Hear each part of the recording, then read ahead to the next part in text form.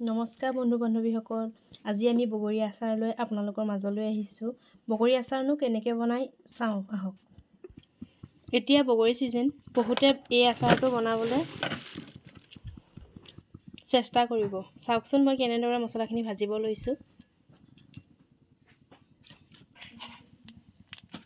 এতিয়া আমি মছলাখিনি ভাজি ল'ম। ইয়াত দিছোঁ চফ আৰু পাঁচফোৰণ দিছোঁ, কালজিৰা দিছোঁ আৰু জনিগুটি দিছোঁ। দিব 2 চামুচমান, আপোনালোকে প্ৰয়োজন অনুসৰি দিব। এনেকৈ মই আচাৰটো কেনেকৈ বনাব পাৰোঁ এয়া আপোনালোকক দেখাইছোঁ। ইয়াত অলপ শুকান জলকীয়াও মই ভাজি ল'ম। ভাজিত মাৰি অলপ গুড়ি কৰি ল'ম। এয়া মছলাখিনি ভাজিছোঁ, হৈছে প্ৰায়। মই বেছিও ভাজিব নালাগে, মছলাখিনি গোন্ধটো নাইকিয়া হৈ যাব। আৰু পিছোতে মনত ৰাখিব যে বেছি গুড়ি হ'ব নালাগে, অলপ গোটা হৈ থাকিব লাগে। মিঠা বগৰী আচাৰ কেনেকৈনো বনাব পাৰোঁ আপোনালোকে চাওকচোন।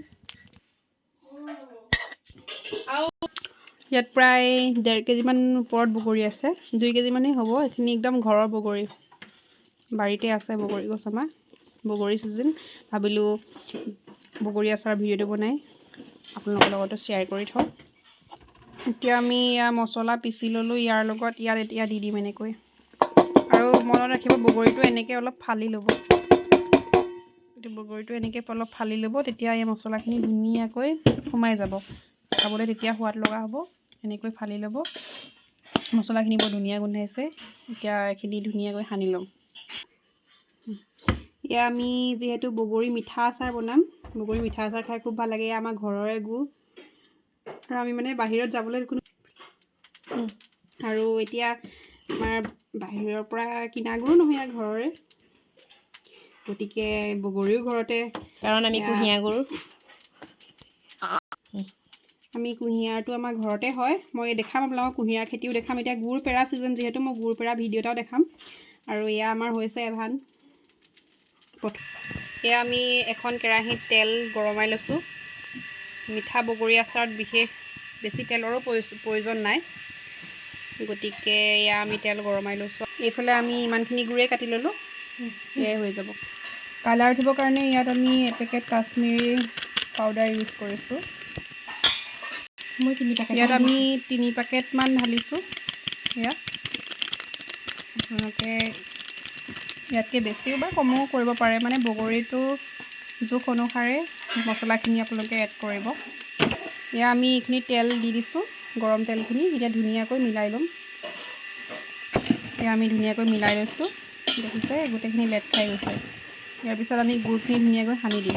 যিহেতু বহুতেই গুড়খিনি গৰমাই লয়, আমাৰ ইয়াত নতুন গুড়, গতিকে আকৌ গৰমাবলগীয়া নাই। মানে আমি ইয়াতে সানি দিম, তেতিয়া বস্তুটো মানে একদম লেট খাই যাব তেতিয়া ভাল হ'ব আৰু তেতিয়া সোৱাদ লগা হ'ব।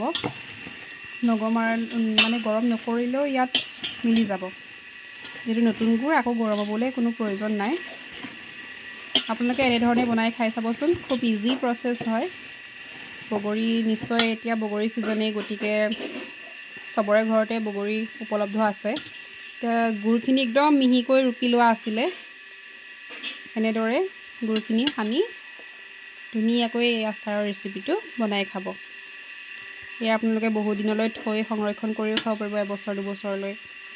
যিহেতু আচাৰটো অলপ পুৰণি হ'লেও খাই ভাল লাগে। এয়া আমি এনেদৰে নতুন নতুন ৰেচিপি লৈ আপোনালোকৰ মাজলৈ আহি থাকিম। আৰু আপোনালোকে সকলোৱে আমাৰ চেনেলটো মৰম দিব।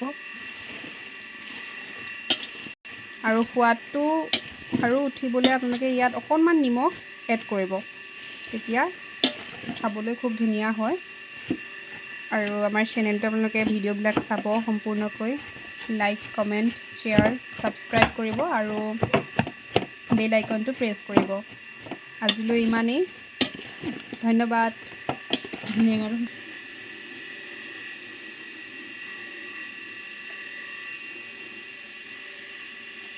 আমাৰ আৰু এটা ষ্টেপ থাকি গৈছিলে দেখাবলৈ, গতিকে এইটো ষ্টেপ দেখাই দিছোঁ। আমাৰ অলপ কৰ্দৈ আচাৰো বনাই থোৱা আছিলে, এইখিনি আমি মিক্স কৰি দিম, তেতিয়া অলপ টেঙা গুণটো আহিব আৰু খাই বহুত ভাল লাগিব।